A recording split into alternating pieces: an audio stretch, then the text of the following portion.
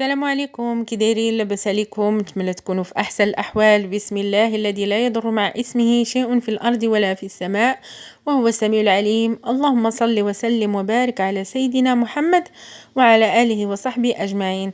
كما كتشوفوا معايا اليوم ان شاء الله غادي نحضر معكم هاد ميني تشيز كيك بمذاق الحامض المنعش اللي كيجي اكثر من رائع. كتجي صراحه لذيذه بزاف، نتمنى انها تعجبكم وتجربوها، والاكيد انها غادي تعجبكم. نخليكم مع المقادير وطريقه التحضير. بالنسبه للمكونات كما كتشوفوا معايا هنايا عندي 2 علب ديال البسكويت ديال 2 دراهم اللي بالنكهه ديال الكوك. هنايا عندي 2 علب ديال 2 دراهم اللي طحنتهم هنايا هرمشتهم، وعندي 2 معالق كبار ديال الزبده اللي ذوبتها. كما كتلاحظوا معايا هنايا البسكوي راه هرمشته من قبل، يعني نفس الطريقه اللي كنت حضرت معكم من قبل. الطريقه ديال هكا كيفاش تهرمشوا البسكوي. صافي غادي نضيف ديك الزبده على داك البسكوي بهذه الطريقه هذه كما ذكرت معكم 2 معالق كبار اللي ذوبنا. صافي غادي نحاولوا اننا نبسبسوا داك البسكوي بديك الزبده حتى يتلبس لينا البسكوي بديك الزبده ويترمل لينا بهذا الشكل هذا كما كتلاحظوا. صافي هنا غادي نجيب القوالب ديال لي كاب كيك، هاد المول ديال لي كاب كيك، ودرت هاد القويغطات كذلك ديال لي كاب كيك. هو فاش غادي ندير هاد تشيز كيك ديالنا.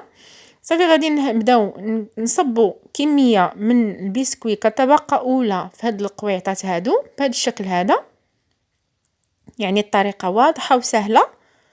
غادي ندير الكميه كامله اللي عندي ونرجع معكم. كما شفتوا انا من بعد ما وزعنا الكميه كامله غادي نجيب كاس بهذا الشكل هذا ونحاول انني نضغط حتى يستوى ليا، يعني الطبقه الاولى تكون مقاده، يعني يكون الشكل ديالها مقاد وتشد في راسها في التحت.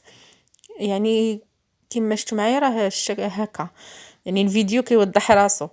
صافي كما شفتوا معايا هنايا من بعد ما كملت هكا قاديت الوجه ديال الطبقه الاولى بهذا الشكل هذا. غندوزو نحضروا الكريمه. بالنسبه للكريمه عندي 3 القطع ديال الجبن مثلث، عندي 2 معالق كبار ديال السكر حبيبات، عندي قشره ديال الحامض ونصف حامضه، و4 ياغورت طبيعي، وساشي ديال حليب بودره. اول حاجه غادي نبداو بها غادي نديرو في خلاط كهربائي، غادي نديرو الياغورت الطبيعي كما قلت لكم 4 علب بهذا الشكل هذا. غادي نصبوهم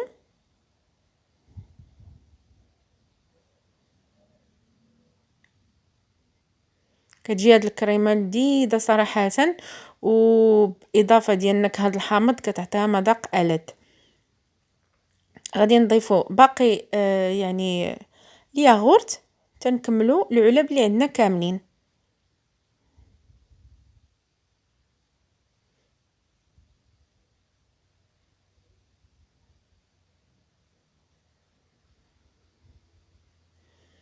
صافي غادي نستمر على هذه الطريقه حتى نكمل العلب ديالي. انا من بعد ما ضفت الياغورت غادي نضيف كيس من حليب بودره بهذا الشكل هذا.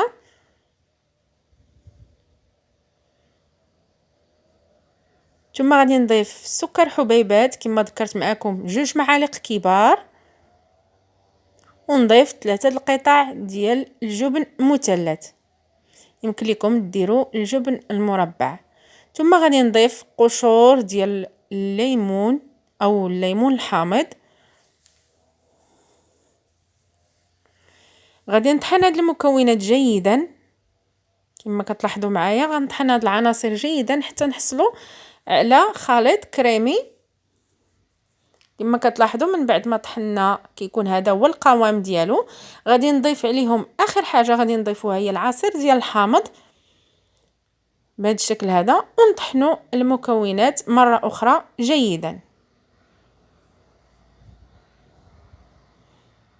يعني ما تضيفوش العصير ديال الحامض من الاول باش ما يروبش لينا داك يعني داك الياغورت. اخر حاجه هو تضيفوه العصير ديال الحامض، عاد طحنوا المكونات وتصبوه مباشره فوق الطبقه ديال البسكوي بهذا الشكل هذا. كطبقة ثانية، يعني تحاولوا انه توزعوهم بالتساوي بالطريقة هذه.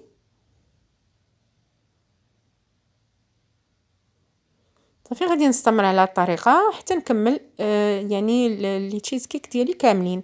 صافي هنا من بعد ما قديتهم غادي نضربهم مع سطح العمل باش يستوى ليهم الوجه ديالهم، وغادي ندخلهم للفرن تكون درجه ديال الحراره متوسطه، النار تكون من الفوق الوجه ديالهم حتى يعني تجمد ليا الكريمه وتشد في راسها. كما كتلاحظوا هنايا راه جمدات لينا الكريمه وشدات في راسها كما كتلاحظوا معايا. غادي نخليها تبرد في الثلاجه وندوزو نحضروا الطبقه الثالثه اي كريمه الحامض.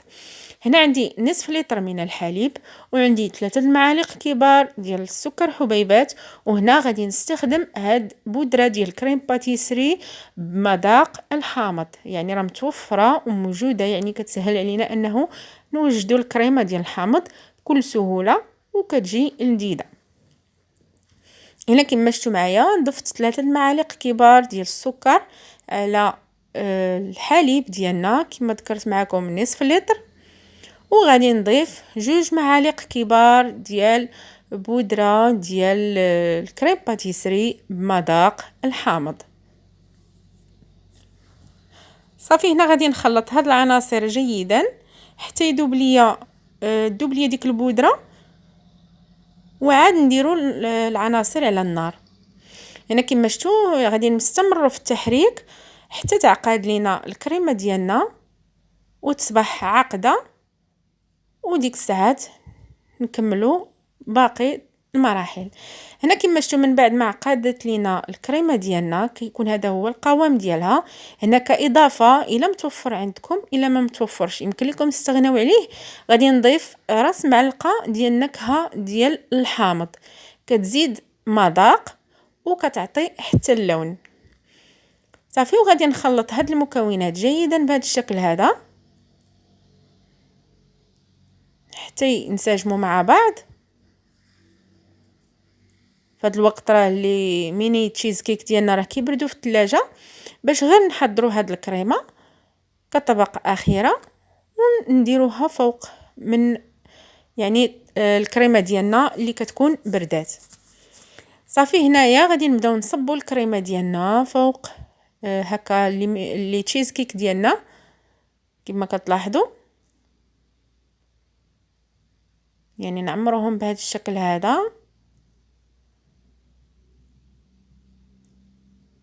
كتجي لذيذه هاد الكريمه هذه ومنعشه لعشاق الحامض. صافي غادي نستمر على هذه الطريقه تنعمرهم كاملين كما لاحظتوا، غادي ندخلوها للثلاجه تبرد تماما ونوريكم الشكل النهائي كيفاش كيجي. وبهكا تيكون هذا هو الشكل النهائي ديال لي تشيز كيك ديالنا. صراحه كيجيو اكثر من رائعين، كيستحقوا انهم تجربوهم. اكيد غادي يعجبوكم. كما كتلاحظوا معايا هذا هو الشكل ديالهم عن قرب كما كتشوفوا. نتمنى انه يعجبكم وتجربوهم ان شاء الله. ما تنساوش انكم تشتركوا في القناه وتبارطاجيو مع الاصدقاء ديالكم وتفعلوا الجرس باش يوصلكم كل جديد. خليت لكم الراحه والهنا في امان الله، الى فيديو مقبل ان شاء الله.